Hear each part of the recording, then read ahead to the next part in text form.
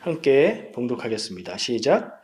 여호와가 너를 항상 인도하며 메마른 곳에서도 내 영혼을 만족하게 하며 내 뼈를 견고하게 하리니 너는 물된 동산 같겠고 물이 끊어지지 아니하는 샘 같을 것이라.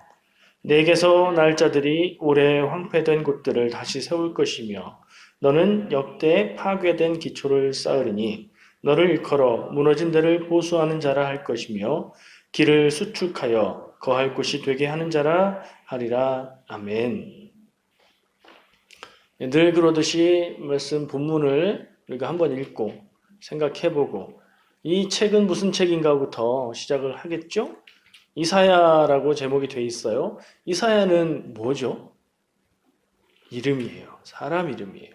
그러면 이사야라는 사람의 이름이 붙은 이 책은 어떤 그 구약 성경의 어떤 책으로 분류되는 성경이죠? 예, 예언서 맞아요. 예언서입니다. 이사야가 예언자고 이사야의 전한 말씀들 그리고 행적들을 기록한 이사야서예요. 이사야부터 해서 많은 예언서들이 이어집니다. 예언서의 메시지를 두 가지로 요약하면 제가 뭐라고 말씀드렸죠? 뭐와 뭐. 심판과 회복, 멸망과 위로 이거예요. 근데 이사야서가 딱 그걸 보여주는 책이에요. 1장부터 39장까지는 멸망과 심판의 메시지를 전합니다.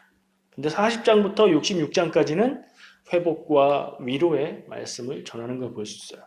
그러면 우리가 지금 읽은 58장은 어디에 들어갈 거예요? 네, 회복과 위로의 말씀이죠. 우리가 읽은 내용도 그렇잖아요. 읽은 내용을 다시 한번 눈을 보세요. 여호와가 너를 항상 인도하여 메마른 곳에서도 내 영혼을 만족하게 하며 내 뼈를 견고하게 하리니 너는 물된 동산 같겠고 물이 끊어지지 아니하는 샘 같을 것이라. 좋은 말이잖아요.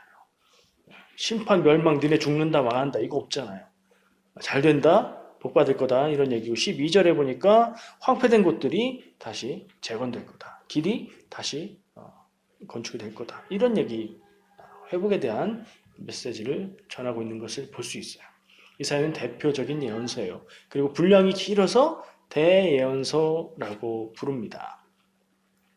그리고 좀 독특한 점이 있는데 아까 이사야서가 총 몇 장이라고 그랬죠? 66장. 성경이 총 몇 권이죠? 66권. 그게 딱 맞네요. 오.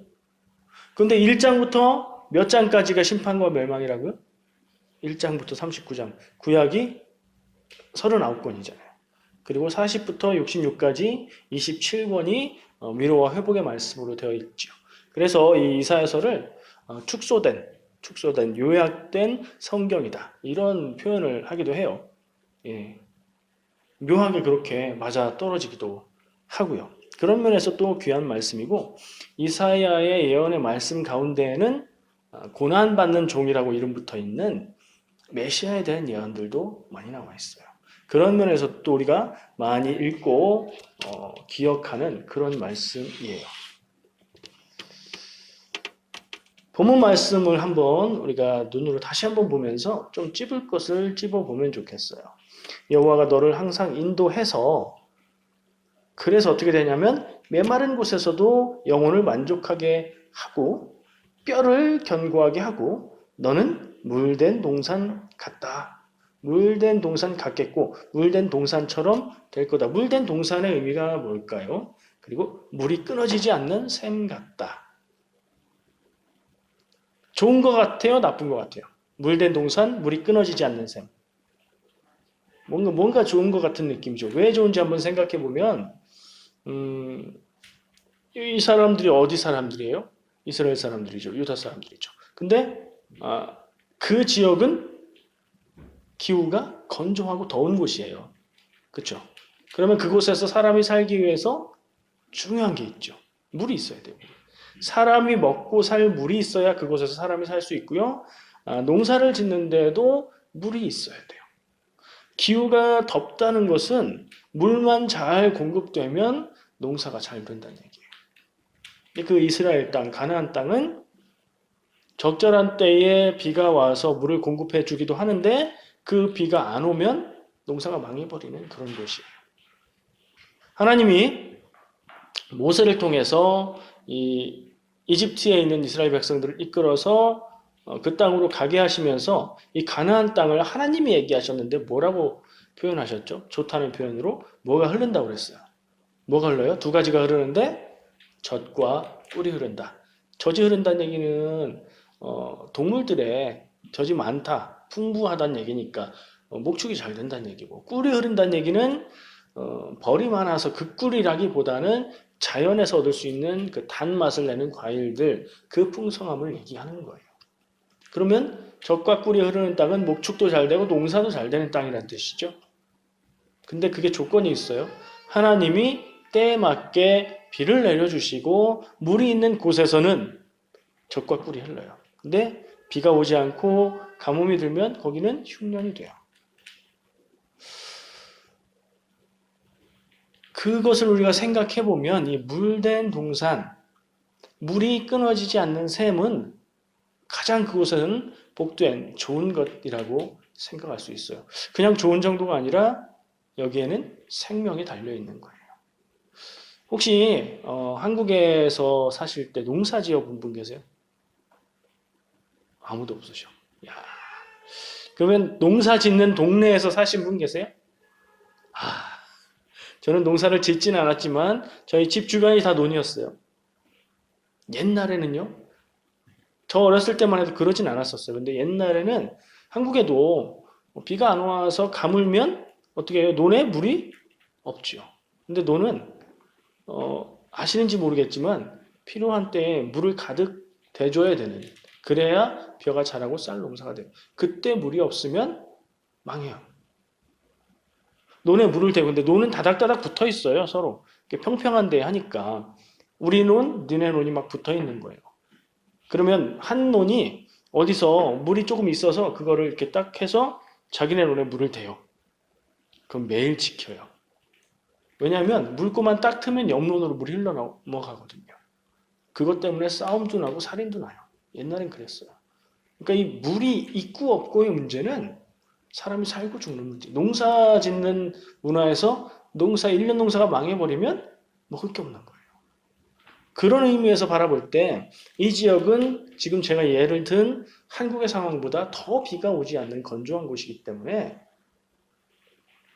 정말 생명과 같은 얘기죠. 물된 동산, 우리가 듣기 좋은 그냥 아름다운 전원적인 목가적인 그런 게 아니라 생명과 직결되는, 하나님이 풍성한 생명과 열매들을 주신다는 그런 뜻.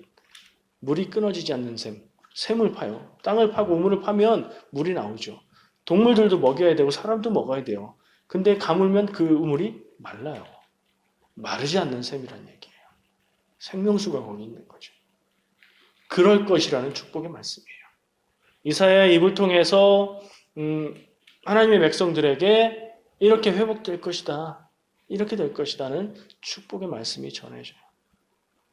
좋은 축복이 전해졌고 그 다음에 12절의 내용에 보면 내게서 나을 자들이 황폐된 곳을 다시 세울 것이다. 구체적으로 생각해 볼 때 이 황폐된 곳은 무엇일까요? 이스라엘 전역이 망가지고 황폐되고 그랬지만 정말 중요한 곳, 예루살렘 성이 다 무너지고 부서지고 파괴되었어요. 예루살렘에 있는 하나님의 성전이 다 파괴됐어요. 성벽이 무너지고 성전이 무너지고 백성들의 삶이 무너졌어요.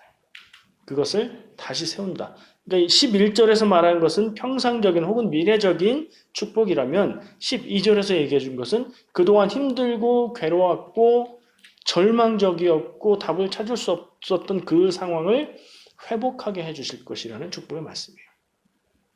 좋죠. 이스라엘, 유다를 향한 그런 예언의 말씀인데 오늘 이 말씀이 나를 향한 말씀이 될 수 있을까? 하는 질문을 해볼 필요가 있죠. 왜 우리는 성경을 볼 때 축복의 말과 모든 좋은 말들을 이거 내 말인가? 나한테 해주는 말이면 좋겠다? 이렇게 듣잖아요. 웬만하면 다 축복의 말은 우리 거다 이렇게 얘기하잖아요. 이게 우리 것일까?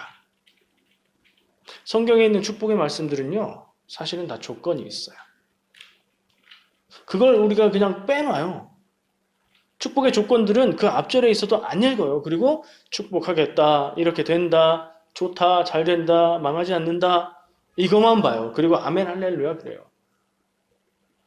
조건이 있는데, 분명히 조건이 있는데 나는 그 조건에 해당이 되는가 안 되는가 내가 이 복을 받을 자격이 있는가 없는가 묻지도 않고 그냥 그 축복이 내 거예요.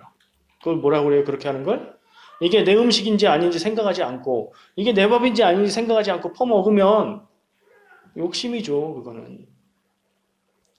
우리가 욕심의 눈으로 성경의 축복의 말씀들을 바라볼 수 있어요. 근데 사람이 좋은 거를 사모하는 마음이 잘못된 건가요? 아니에요. 괜찮아요. 사람은 복을 원하고 복된 삶을 원하고 어렵고 힘든 것보단 좋은 걸 원해요. 자연스러운 거예요. 그래서 하나님께 기도할 땐 이렇게 됐으면 좋겠어요. 이거 주세요. 기도해요. 그럴 수 있고 그렇게 해야 돼요. 기도 그렇게 하는 거예요. 그런데 기복신앙이라고 부르는 신앙이 있어요. 그거는 중간의 조건, 하나님의 뜻 뭐 이런 거 다 상관없어요. 그냥 결과로 오는 복만 내 거면 돼요.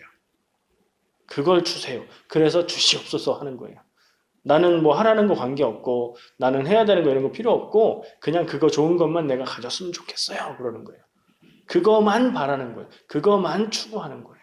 옳고 그름도 관계없고 하나님의 뜻이 뭔지도 관계없고 좋은 것만 내가 가지면 되는 거예요. 그거는 사실 제가 보기엔 신앙도 아니고 아무것도 아니에요. 그냥 극단적인 이기주의예요. 나만 좋으면 된다는 거예요. 구분을 좀 할 필요가 있을 것 같고요. 우리의 마음이 그런 마음은 아닐 거라고 생각을 합니다. 제가 내년도 달력을 지금 만들고 있는데요. 내년도 달력은 성지 사진들로 만들어 보려고 그래요. 성지가 뭐예요? 뭐 이스라엘 그 주변에 여기저기 성경에 나오는 동네들이죠. 오늘 여리고를 한번 보여드리려고 해요. 좀 전에 말했던 물된 동산의 좋은 표지가 될 것 같아서 그 내년도 달력에 한 어느 달인가는 여리고가 들어가 있죠. 여러분들 여리고가 어디예요? 뭐예요? 어디에 나와요? 무슨 얘기에 등장하죠? 네, 가나안 장국의 첫머리에. 왜요? 처음 만나는 성이기 때문에 그래요. 우리 화면에 이미지를 좀 보면서 제가 말씀을 드려볼게요. 수연아, 보여주세요. 저게 구글 맵에서 캡처한 건데요.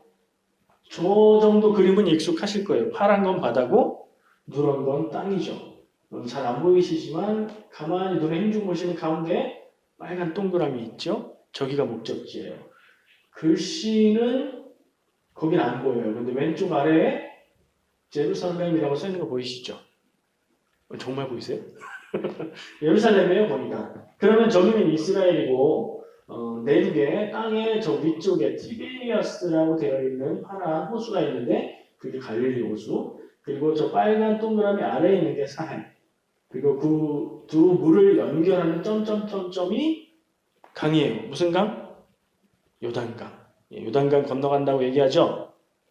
요단강이 저기 있어요. 그러니까 이 오른쪽에서 요단강을 건너 들어가면 가나안 땅 이스라엘이 되는 거예요. 저 빨간 점은 뭐냐면 이스라엘 백성이 출애굽해서 가나안 땅을 들어가서 처음 만나게 된 성 여리고의 위치를 표시해 주는 거예요. 아래가 사해라고 했고 요단강이 있다고 했고 그러면 저 여리고의 위치를 이렇게 고도로 생각할 때 높을까요, 낮을까요? 고지대일까요, 저지대일까요? 옆에 강이 있고요. 세계에서 뭐 가장 낮은 편에 들어간다는 사해가 있어요. 그러면 저기는 낮아야 돼요, 높아야 돼요? 낮은 지역이에요. 그게 중요한 초점이에요. 다음 거 보여주세요. 여리고 지역을 구글 맵을 해서 지도가 아닌 위성 사진으로 본 거예요.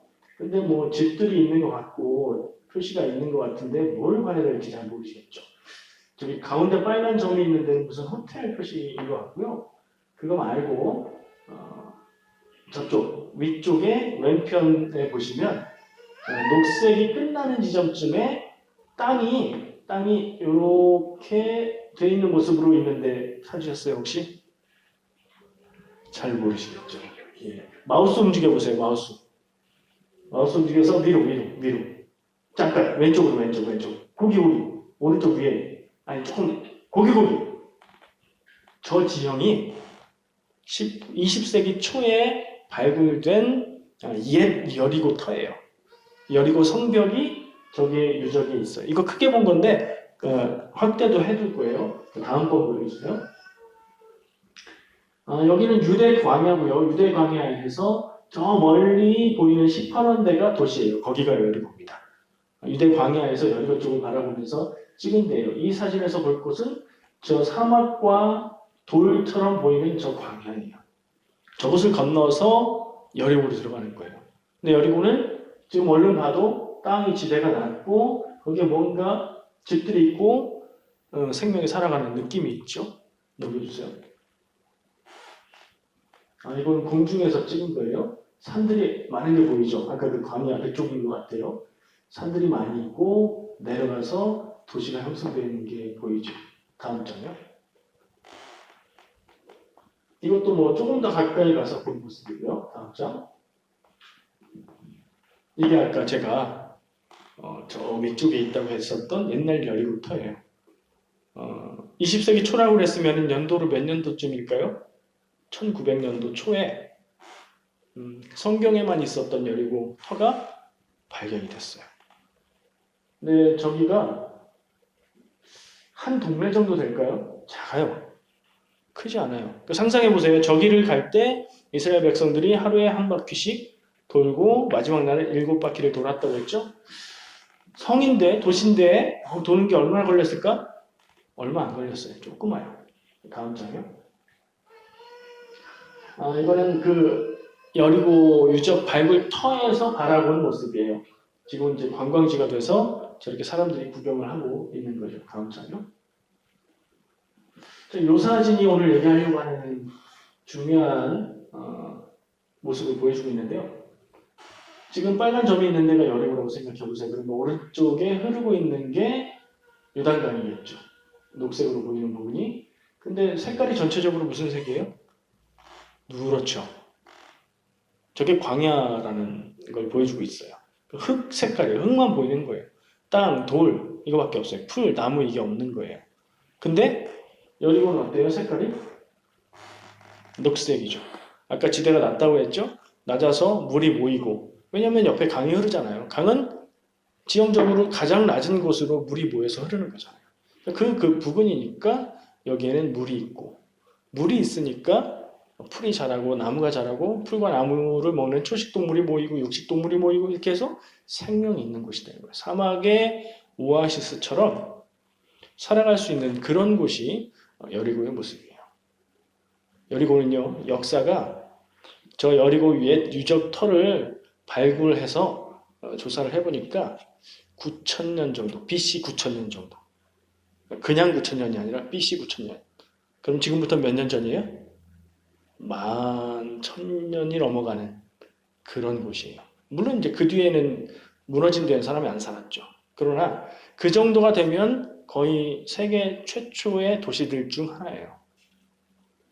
그런 곳이에요. 거기가 이제 이스라엘이 들어가면서 무너졌고 나중에 그 여리고에 또 다시 재건이 되고 저 동네에서 여러 가지 사건들이 일어나요. 예수님께서 소경을 고쳐주시고 유명한 삭개오가 회개하는 곳이 여리고예요. 이런 거를 제가 한 달 한 달 채워서 만들고 있습니다. 물된 동산의 의미를 좀 생각해 보시라고 그리고 생각이 나서 저 이미지를 보여드렸어요. 저는 이런 생각을 하면서 우리가 사는 인생이 그렇지 않은가 하는 생각을 해봤어요. 무슨 의미일까요? 물된 동산이 되면 똑같은 땅이라도 물이 있으면 거기에 생명이 있게 되고 근데 똑같은 땅이라도 거기에 물이 없으면 죽음의 땅이 돼요. 똑같은 사람, 똑같은 인생인데 살아갈 때에 하나님의 은혜가 그에게 있으면 생명의 역사가 그리고 감사가 넘치는 삶이 되고 하나님의 역사, 은혜가 그 인생 가운데 없으면 똑같은 사람인데 황폐하고 감사가 아닌 절망의 삶이 되는 것이 아닌가. 근데 그게 이 사람 저 사람 나눠진 게 아니라 한 사람의 인생 가운데 어떤 때는 은혜가 있고 어떤 때는 그 은혜가 메마르고 그러지 않나 하는 생각을 해보게 됐어요. 우리에게 하나님의 복이 있다면 물된 동산, 물이 마르지 않는 샘 같은 복이 있다면 얼마나 좋을까. 우리는 좀 그렇게 살아야 되겠는데 하는 생각을 하게 되는 거죠. 아까 말씀드린 대로 성경에 나오는 축복의 말씀은 내용은 다 좋은데 그게 다 내 것이 되는 게 아니에요. 조건이 있는데 그 조건은 하나님의 말씀을 따라서 살고 하나님의 뜻대로 살아가는 하나님의 백성에게 하나님이 약속하시는 거예요. 이쯤 되면 이제 질문을 해볼 필요가 있죠. 나는 그 조건에 맞게 살고 있을까? 나는 그 조건에 비추어 봤을 때 어느 정도가 될 수 있을까? 성경이 말하고 있는 예수님이 말씀하시는 하나님의 백성이 살아가는 모습과 내 모습은 얼마나 닮아 있는가? 아니면 다른가? 생각할 수 있죠. 그러면 하나님의 백성으로 우리가 만약에 100% 살 수 있어서 정말 복받을 삶을 산다면 어떨까요? 그럼 성경에 있는 축복의 약속들이 다 내 것이 될까요? 그럴 수도 있겠죠. 전 거기서 한 번 더 생각해 봐요. 성경에서 말하고 있는 축복의 내용들이 우리 마음에 딱 맞고 내가 가졌으면 좋겠고 장수하고 형통하고 모든 것이 잘 되고 이런 얘기들이 있는데 우리의 삶이 그랬으면 좋겠다 하는 생각을 갖고 있지만 이게 누구에게나 언제나 이렇지가 않거든요. 가진 사람이라고 해서 늘 행복한 것도 아니고 없는 사람이라고 해서 늘 불행한 것도 아니고 행복하기도 했다가 어렵기도 했다가 뭐 그러는 게 우리의 삶이에요. 대체로 평균 냈을 때 마이너스가 아니고 플러스 쪽이면 그래도 좋겠다 정도 생각이 들 수 있는 것 같아요. 우리 현실이 그렇다면 우리는 어떻게 살아야 되는가 하는 질문을 정말 현실적으로 해봐야 되는 거예요. 어떻게 하면 복받는 삶을 살 수 있을까? 어떻게 하면 하나님의 은혜 안에서 끊어지지 않는 삶을 살까? 그 목적이 뭐예요? 그런 생각을 하는 목적이 편하게, 평안하게, 어렵지 않게, 복되게, 좋은 것 갖고 누리고 살고 싶다. 그 마음이죠. 단순하게 말하면. 그 마음 우리에게 다 있어요. 근데 어려운 이유는 우리의 인생의 현실은 늘 그렇지만은 않기 때문이죠. 그러면 오늘 지금 계속해서 반복적으로 돌아가면서 얘기하고 있는데 하나님의 축복의 약속은 성경에 있고 하나님의 말씀대로 살면 그 축복이 내 건데 우리의 살아가는 모습이 얼마나 모자라기에 이렇게 힘들고 어려운가? 얼만큼 무엇을 더 해야 될까? 이런 생각을 또 해보게 돼요. 그러면서 드는 생각이 진정한 복은 무엇일까? 현실적으로 볼 때 사람이 살아가는 삶의 평균이 서로 비교하면 상대적인 차이는 있겠지만 각 개인의 입장에서 주관적으로 바라볼 땐 뭐 왔다 갔다 한다고 해도 평균 내보면 저는 사람마다 별다르지 않을 거라고 생각해요. 좋을 때도 있고 어려울 때도 있고. 다만 차이가 있을 수 있다면 감사하는 마음이 있다면 좀 더 좋게 살 수 있을 것이고 그렇지 않으면 좀 달라질 수 있겠다는 생각을 해봐요.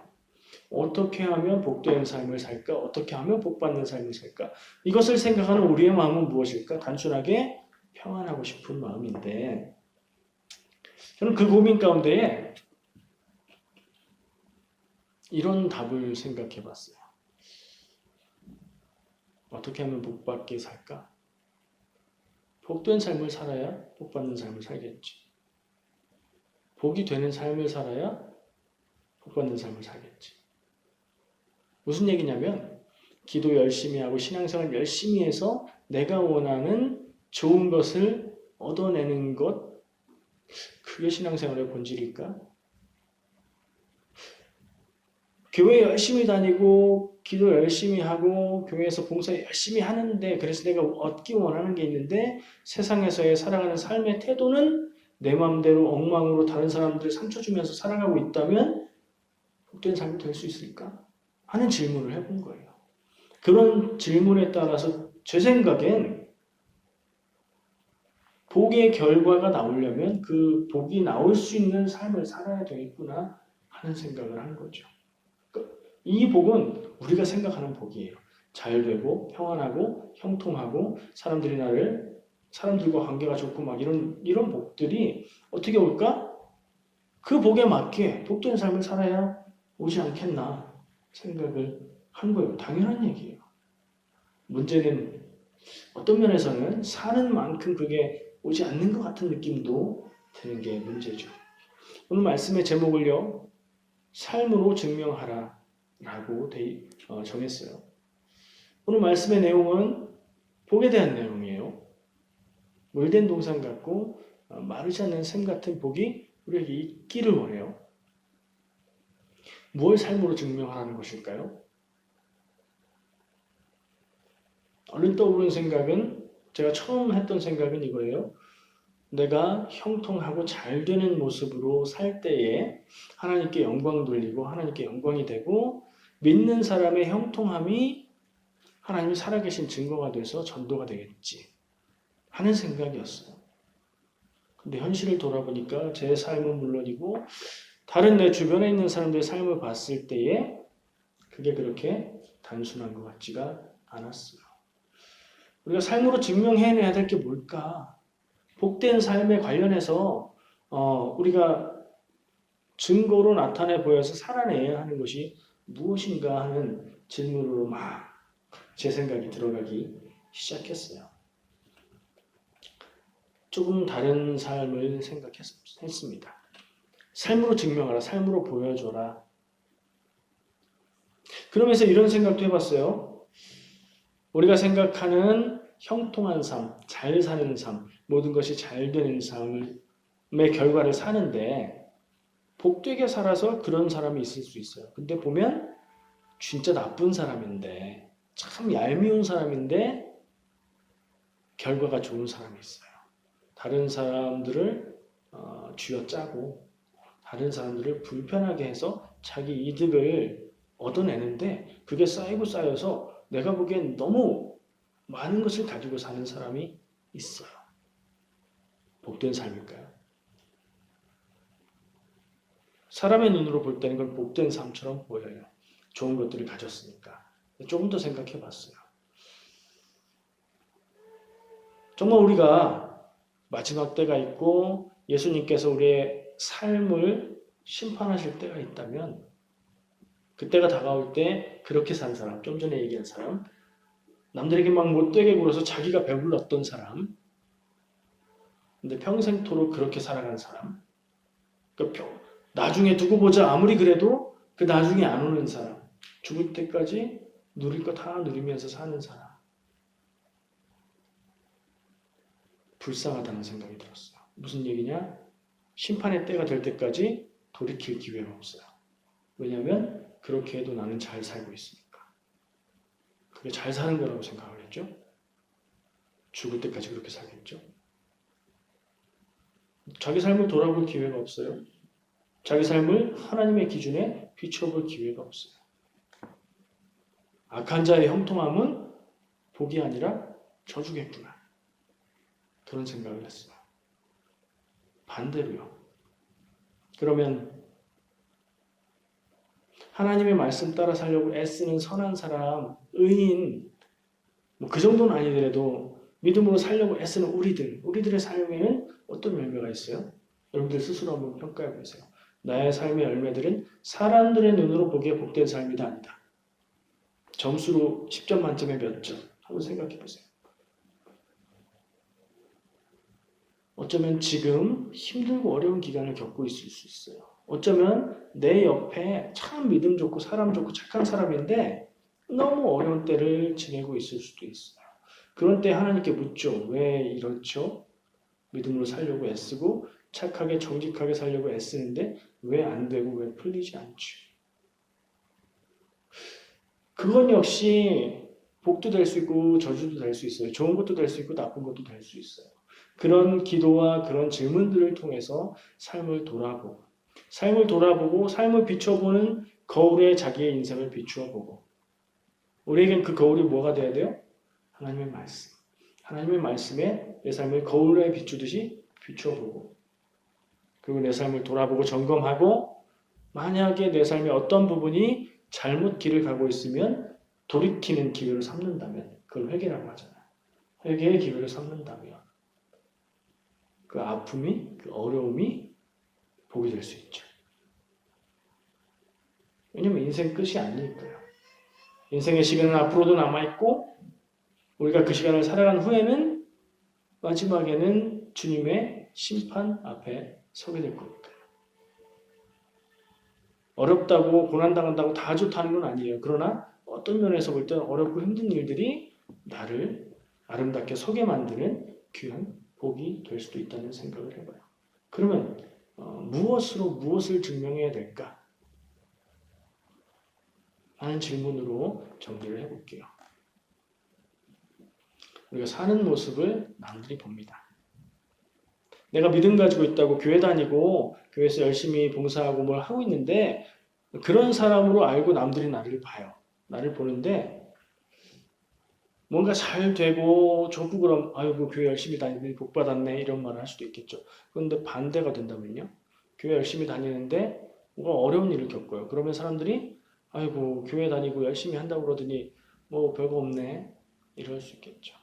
그런데 어려움을 당하고 괴로움을 당하면서도 그 고난 중에서도 삶의 온전한 자세를 잃지 않고 웃음을 잃지 않고 감사를 잃지 않고 자기 삶이 무너지지 않고 견디면서 살아가는 모습을 보여준다면 다른 사람들은 뭐라고 할까요? 저 사람 참 대단해. 그러지 않을까요? 저 사람은 무슨 힘으로 저 어려운 일들의 시간을 견디고 있을까? 하면서 호기심을 갖지 않을까요? 저는 그 부분이 우리가 세상을 향해서 보여줄 수 있는 가장 귀한 것이 아닌가 생각을 해요. 그리고 그것이 제가 자주 이야기하는 입술의 전도를 넘어선 삶으로 보여주는 전도가 아닐까 생각을 합니다. 제 생각에는요, 이건 순전히 제 생각인데 사람의 인생에 다가오는 어려움과 고난은 별 이유가 없는 것 같아요. 내가 잘해도 어려울 수도 있고 잘못하는데도 잘 될 수도 있어요. 그걸 어떻게 할 수는 없는 것 같아요. 그런데 그것을 우리가 어떻게 받아들이고 어떻게 반응하느냐는 우리의 삶의 방향을 바꿔놓을 수 있는 것 같아요. 여전히 이런저런 얘기를 아무리 해도 여전히 좋은 것은 좋은 것이에요. 편한 것은 편한 것이고 좋은 것을 갖는다는 건 역시 좋은 거예요. 근데 그 마음 가운데 진정한 평안과 감사가 없으면 진정한 행복도 없을 뿐더러 그건 복이 아닐 수 있어요. 저는 만약에 선택을 하라면 좀 궁상맞고 어렵고 힘들어도 마음에 감사가 있고 하나님을 향한 믿음의 삶이 무너지지 않고 그렇게 살아갈 수 있는 삶을 택하겠어요. 둘 중에 하나를 택하라면. 반대로 많이 가졌는데 막 불안하고 우울하고 막 이런 인생보다는요. 여러분은 어떠십니까? 여러분에게 강요를 하는 건 아닙니다. 그러나 오늘 말씀 기억해보고 인생의 진정한 복이 무엇인가? 그리고 내가 살아가는 모습을 다른 사람들이 볼 때 내 삶에서 무엇을 볼 수 있을까? 이걸 진지하게 한번 질문해보는 그런 기회가 되면 좋겠습니다. 기도하겠습니다.